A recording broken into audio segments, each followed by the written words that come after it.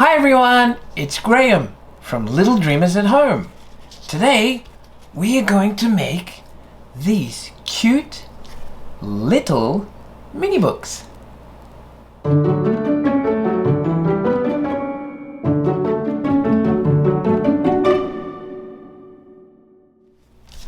Hey, welcome back everyone. Let me show you how to make these cute little mini notebooks. I got two sizes here. I've got the mini notebook and the mini notebook. The mini notebook, if you want to make this size, you'll need A4 size paper. Today I'm going to show you how to make the bigger size, and you'll need size A3 paper. And these books you can use. First we're going to decorate the front, and then you can draw inside. You can color a picture on any one of these pages. You can cut something out and paste it here. See, it's like an accordion. Wow. You'll also need these little templates. You can get these from the link above at Facebook page, Little Dreamers Facebook page.